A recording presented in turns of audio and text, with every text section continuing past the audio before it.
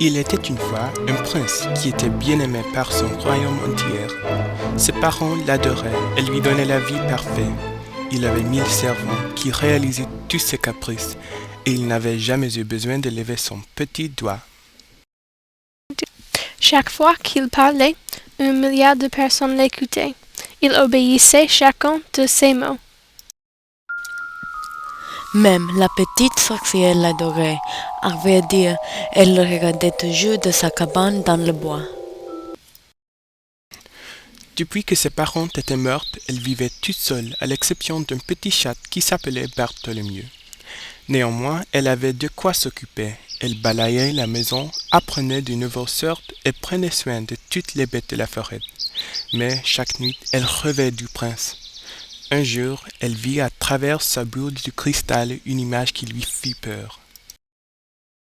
Elle vit une belle fille qui ressemblait à la sœur du prince et qui préparait un poison mortel et le versait dans le verre du prince. « Mon Dieu, mon cher mort, il est en danger. Je dois faire quelque chose, » dit la petite sorcière.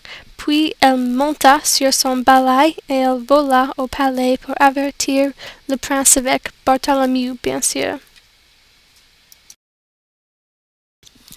En arrivant dans le palais, elle fut confrontée avec un vrai lapin. Après s'être promenée pendant 20 minutes, elle réalisa qu'elle était perdue, et puis elle commença à pleurer. Mais après un moment, elle s'aperçut que Bartholomew courait après quelque chose. Quand il semblait que le chat avait attrapé ces choses, le petit sorcier entendit une voix timide. « Ne me mangez pas, j'ai une famille !»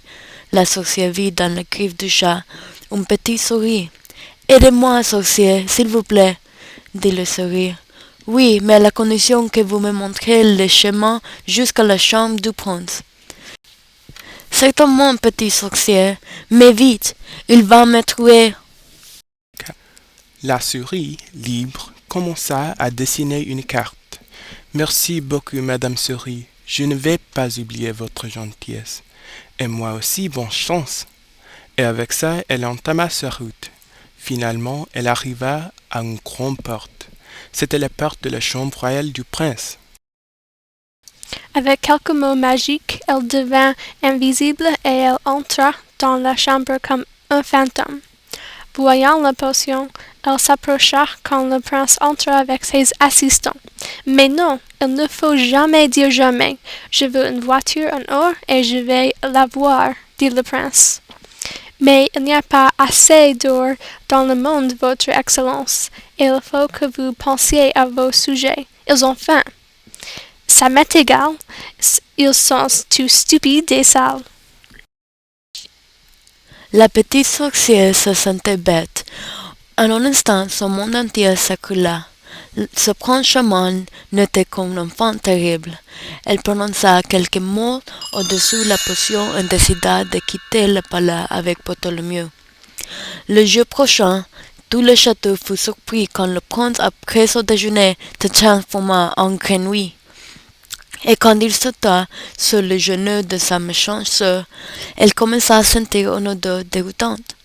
C'était une odeur forte et persistante. Le malheur du prince était temporaire à cause de la petite sorcière, mais ce n'était pas le cas pour la princesse. Elle sentira le marécage pour toujours. Triste et fatiguée, la petite sorcière retourna à sa cabane dans la forêt. « Sais-tu, je n'ai personne, je suis toute seule. » Elle était sur le point de pleurer quand Bartholomew est là. « Mais bien sûr, Bartholomew, tu es mon meilleur ami, je t'aime. » Et, avec ces mots, Bartholomew se transforma en humain. Il regarda ses mains qui n'étaient plus les pattes d'un chat. Il regarda vers la sorcière avec larmes dans ses yeux. « Merci, sorcier, tu m'as sauvé. J'étais emprisonné sous la forme d'un chat par un vilain magicien. Mon seul salut était qu'une fille de mon âge me dise « Je t'aime », dit-il. « Et je suppose que tu vas retrouver ta famille ?» dit la petite sorcière tristement. « Non, je suis un orphelin. Est-ce que je peux rester ici ?» La sorcière le regarda soupçonneuse. « Tu n'es pas un prince. »« Non. Dans ce cas, tu peux rester ici pour toujours. » Après, les deux orphelins devinrent amis et vécurent heureux dans leur cabane dans la forêt.